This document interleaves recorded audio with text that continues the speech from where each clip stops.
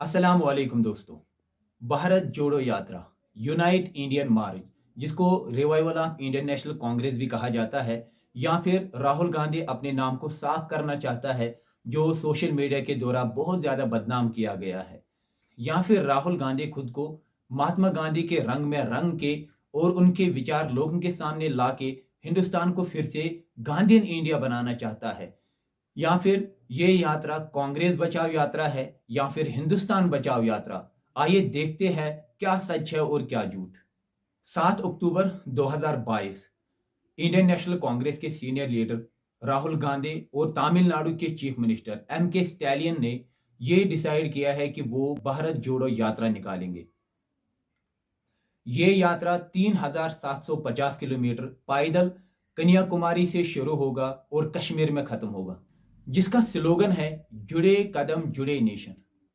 Indian national Congress का कहना है कि इस यात्रा का मकसद बीजेपी की डिवाइसिव पॉलिसी, लोगों को बांटने वाली सियासत के खिलाफ पूरे देश को जोड़ना है। भारत जोड़ो यात्रा एक एहतजाज है पॉलिटिक्स ऑफ फियर के खिलाफ, बिगेटरी के खिलाफ, राइजिंग अनएम्प्लॉयमेंट के खिलाफ और ग्रोइंग इनइक्वालिटी इन सोसाइटी के खिलाफ। तो दूसरी तरफ बीजेपी ने इस यात्रा को परिवार बचाओ यात्रा का नाम दिया है। अगर हम सपोर्टर्स की बात करेंगे तो नेशनल कांग्रेस पार्टी, शिवसेना, पीडीपी, कम्युनिस्ट पार्टी ऑफ इंडिया, मार्क्सिस्ट, नेशनल कॉन्फ्रेंस ऑफ जम्मू एंड कश्मीर और आरएसएस के लीडरान ने भी सामने आके इसके सपोर्ट में, इसके पक्ष में, इसके सपोर्ट में बातें करनी शुरू कर दी। भारत जोड़ो यात्रा कोई नई बात नहीं है। हिंदुस्तान में यात्रा निकालने का अपना ही एक ट्रेडिशन है। अगर हम आज़ादी से पहले की बात करेंगे तो हिंदुस्तान में यात्रा निकालने का मकसद लोगों को अंग्रेजों के खिलाफ करना होता था। लेकिन अगर हम आज की बात करेंगे, आज यात्रा निकालने के मकसद सिर्फ इलेक्शन जीतना होता है और किसी पर्टिकुलर पॉलिटिकल पार्टी के खिलाफ प्रोपेगेंडा करने का होता है।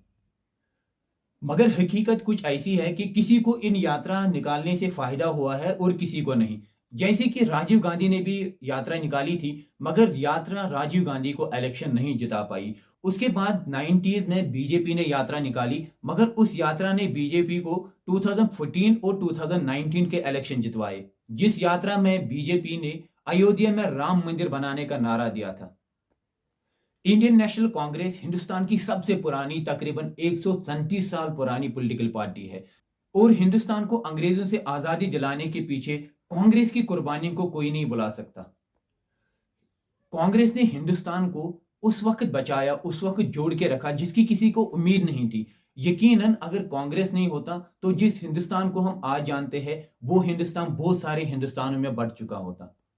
कांग्रेस ने हिंदुस्तान को बचाने के लिए डेमोक्रेसी, लिबरलिज्म, सेक्युलरिज्म की पॉलिसी अडॉप्ट की, जिसका आज हिंदुस्तान फख्र कर रहा है। कांग्रेस ने लोगों को जाति के नाम पे, मजहब के नाम पे, कल्चर के नाम पे, लैंग्वेज के नाम पे बंटने नहीं दिया।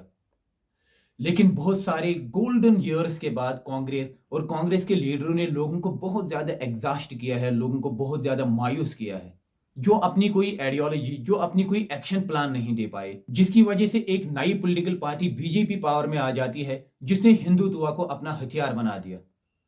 आज की यात्रा इस हिंदुत्व के खिलाफ लोगों को जोड़ना है, जिसने हिंदुस्तान के इतिहाद को खत्म किया है।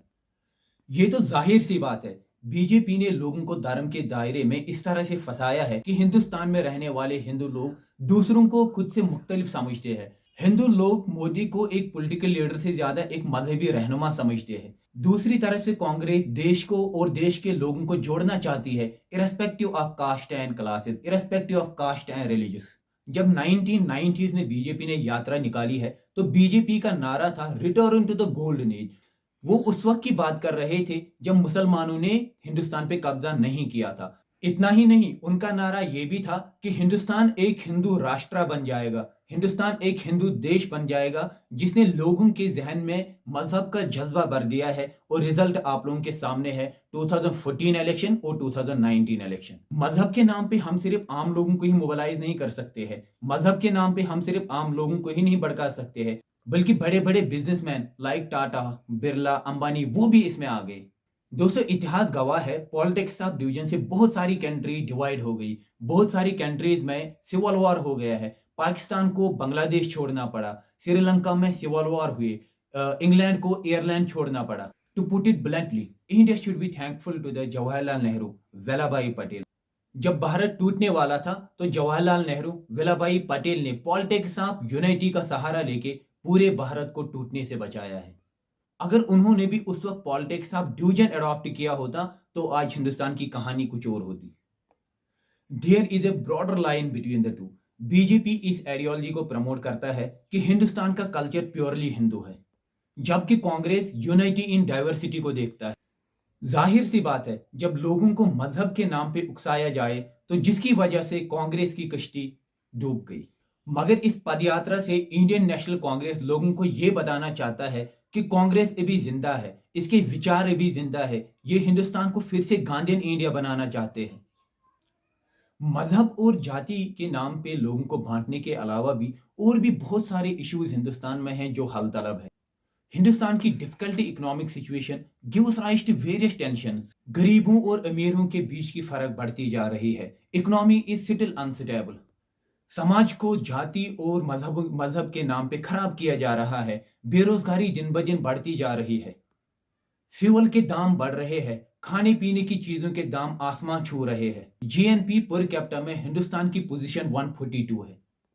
तो हम ये कह सकते हैं कि अगर इन सारी चीजों को लेके, अगर इन सारी चीजों पे यात्रा निकाली जाए तो सारे लोग इसमें पार्टिसिपेट करेंगे। उम्मीद है आप लोगों को ये वीडियो पसंद आ जाएगा, और अगर पसंद आए तो इस वीडियो को लाइक और शेयर जरूर करना। मिलते हैं अगली वीडियो में, तब तक के लिए अपना ख्याल रखें। अल्लाह हाफिज।